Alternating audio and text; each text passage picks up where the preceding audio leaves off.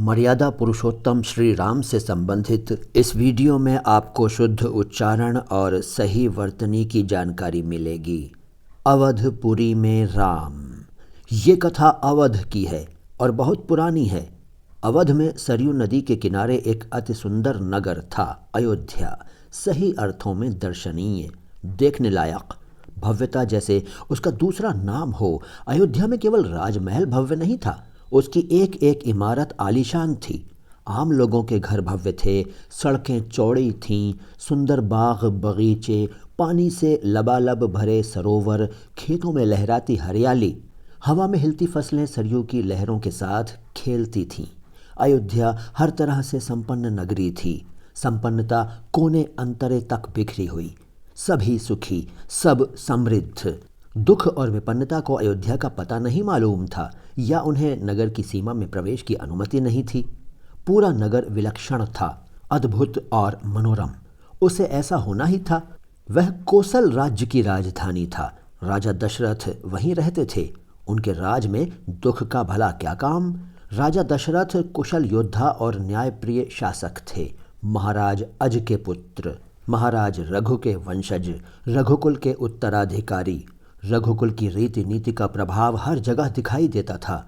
सुख समृद्धि से लेकर बात व्यवहार तक लोग मर्यादाओं का पालन करते थे, सदाचारी थे। पवित्रता और शांति हर जगह थी, नगर में भी, लोगों के मन में भी। राजा दशरथ यशस्वी थे, उन्हें किसी चीज़ की कमी नहीं थी। राज सुख था, कमी होने का प्रश्न ही नहीं था। लेकिन उन्हें एक दुख था, छोटा सा दुख, मन के एक कोने में छिपा हुआ। वह रह रहकर उभर आता था, उन्हें सालता रहता था। उनके कोई संतान नहीं थी। आयु लगातार बढ़ती जा रही थी। उनकी 3 रानियां थीं, कौशल्या, सुमित्रा और कैकेयी। रानियों के मन में भी बस यही एक दुख था, संतान की कमी। जीवन सूना सूना लगता था। राजा दशरथ से रानियों की बातचीत प्रायः इसी विषय पर आकर रुक जाती थी।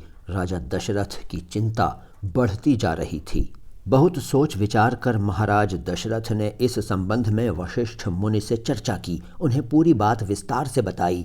रघुकुल के अगले उत्तराधिकारी के बारे में अपनी चिंता बताई। मुनि वशिष्ठ राजा दशरथ की चिंता समझते थे।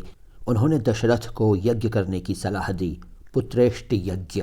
महर्षि ने कहा, आप पुत्रेष्टि यज्ञ करें महाराज, आपकी इच्छा अवश्य पूरी होगी।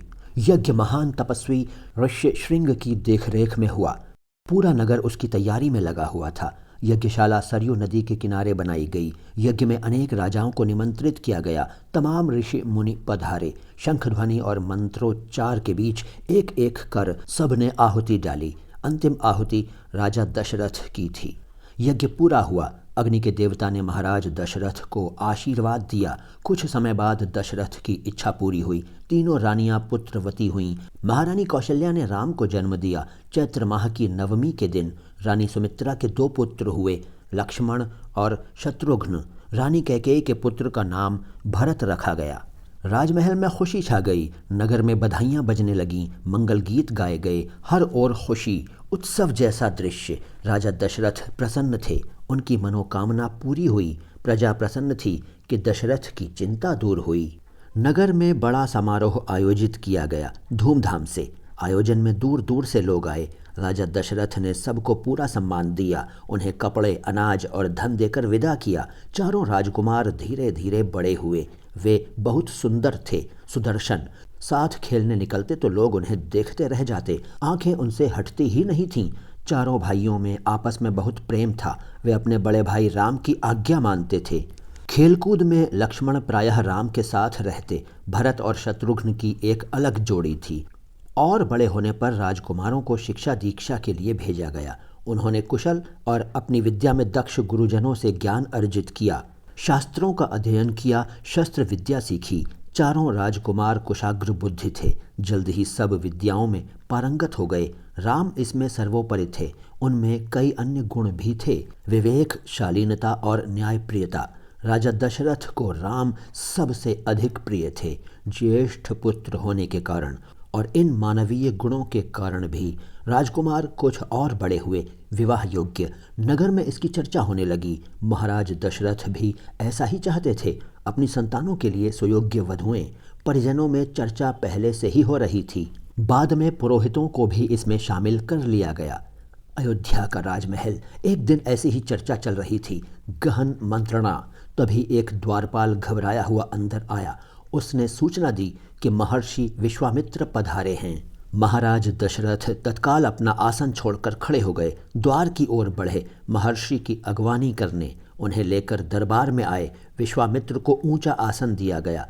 विश्वामित्र कभी स्वयं राजा थे, बहुत बड़े और बलशाली। बाद में अपना राजपाट छोड़ दिया, संन्यास ग्रहण कर लिया, जंगल में चले गए। वहीं उन्होंने अपना आश्रम बनाया, उसे उन्होंने सिद्धाश्रम नाम दिया।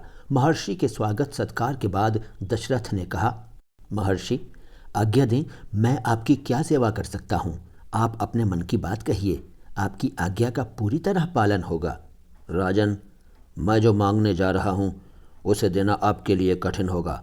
आप आज्ञा दीजिए महर्षि, मैं उसे पूरा करने के लिए तत्पर हूँ, बिल्कुल नहीं हिचकूंगा। मैं सिद्धि के लिए एक यज्ञ कर रहा हूँ। अनुष्ठान लगभग पूरा हो गया है, लेकिन 2 राक्षस उसमें बाधा डाल रहे हैं। मैं जानता हूँ कि उन राक्षसों को केवल एक ही व्यक्ति मार सकता है, वह राम हैं। आप अपने ज्येष्ठ पुत्र को मुझे दे दें ताकि यज्ञ पूरा हो। विश्वामित्र ने कहा। दशरथ पर जैसे बिजली गिर पड़ी, वह अचकचा गए। उन्हें उम्मीद ही नहीं थी कि मुनिवर उनसे राम को मांग लेंगे, उनके ज्येष्ठ पुत्र, उनके सबसे प्रिय। दशरथ चिंता में पड़ गए। विश्वामित्र दशरथ की दुविधा समझ रहे थे। उन्होंने कहा, मैं राम को केवल कुछ दिनों के लिए मांग रहा हूँ, यज्ञ 10 दिन में संपन्न हो जाएगा। महाराज दशरथ दुखी हो गए, पुत्र वियोग की आशंका से कांप उठे। दरबार में सन्नाटा छा गया। दशरथ की दशा देखकर मंत्री चिंतित थे, पर चुप थे। महर्षि वशिष्ठ शांत थे। इतने में दशरथ कांप कर बेहोश हो गए। होश आया तो डर ने उन्हें फिर जकड़ लिया। मूर्छित होकर दोबारा गिर पड़े, संज्ञा शून्य पड़े रहे।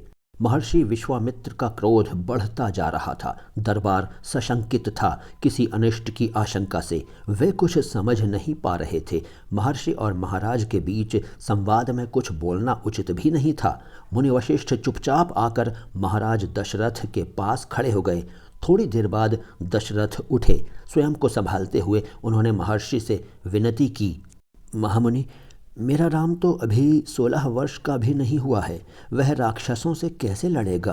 राक्षस मायावी हैं, वह उनका छलकपट कैसे समझेगा, उन्हें कैसे मारेगा? इससे अच्छा तो यही होगा कि आप मेरी सेना ले जाएं, मैं स्वयं आपके साथ चलूं, युद्ध करूं। महर्षि विश्वामित्र ने कोई प्रतिक्रिया व्यक्त नहीं की। क्रोधित थे पर उसे व्यक्त नहीं कर रहे थे। उन्हें अपने यज्ञ के नियम याद थे। क्रोध करने से यज्ञ खंडित हो जाता, अनुष्ठान अधूरा रह जाता। मैं राम के बिना नहीं रह सकता महामुनि, एक पल भी नहीं। आप राम को छोड़कर जो चाहे मांग लें, उसे मत ले जाइए। मैं राम को नहीं दूंगा, बिल्कुल नहीं।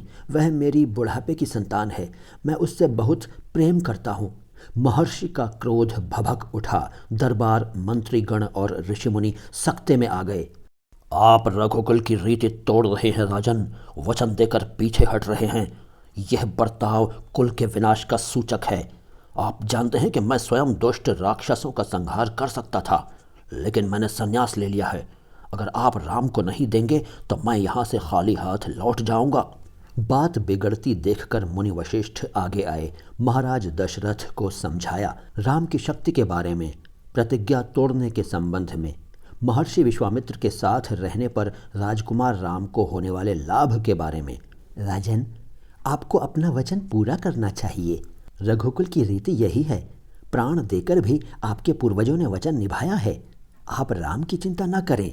महर्षि के होते उनका कोई कुछ नहीं बिगाड़ सकता। महाराज दशरथ की चिंता कुछ कम हुई, पर मन अब भी खिन्न था। पुत्र विछोह का दुख सभी तर्कों पर भारी पड़ रहा था। गुरु वशिष्ठ ने कहा, महाराज, महर्षि विश्वामित्र सिद्ध पुरुष हैं, तपस्वी हैं, अनेक गुप्त विद्याओं के जानकार हैं। वह कुछ सोचकर ही यहाँ आए हैं। राम उनसे अनेक नई विद्याएं सीख सकेंगे। आप राम को महर्षि विश्वामित्र के साथ जाने दें, राम को उन्हें सौंप दें। दशरथ ने मुनि वशिष्ठ की बात दुखी मन से स्वीकार कर ली, लेकिन वह राम को अकेले नहीं भेजना चाहते थे। उन्होंने विश्वामित्र से आग्रह किया, कहा कि वे राम के साथ उनके छोटे भाई लक्ष्मण को भी ले जाएं। महर्षि विश्वामित्र ने महाराज दशरथ का यह आग्रह स्वीकार कर लिया। राम और लक्ष्मण को तत्काल दरबार में बुलाया गया। महाराज दशरथ ने उन्हें अपने निर्णय की सूचना दी। दोनों भाइयों ने उसे सहर्ष स्वीकार कर लिया, सिर झुकाकर आदर सहित। इसकी सूचना माता कौशल्या को दी गई। बताया गया कि राम और लक्ष्मण वन जा रहे हैं। महर्षि विश्वामित्र के साथ नितांत गंभीर माहौल में स्वस्ति वाचन हुआ, शंख ध्वनि हुई, नगाड़े बजे। महाराज दशरथ ने भावुक होकर दोनों पुत्रों का मस्तक चूमकर उन्हें महर्षि को सौंप दिया। दोनों राजकुमार बिना विलंब किए महर्षि के साथ चल पड़े, बीहड़ और भयानक जंगलों की ओर। विश्वामित्र आगे आगे चल रहे थे, राम उनके पीछे थे। लक्ष्मण राम से 2 कदम पीछे, अपने धनुष संभाले हुए, पीठ पर तूणीर बांधे, कमर में तलवारें लटकाए। इससे आगे की कथा अगले वीडियो में। ये वीडियो कैसा लगा कमेंट बॉक्स में बताइए। हमें विश्वास है कि इसको सुनकर आपने शुद्ध उच्चारण सीखा होगा और इसको पढ़कर आपने शुद्ध वर्तनी भी सीखी होगी। धन्यवाद।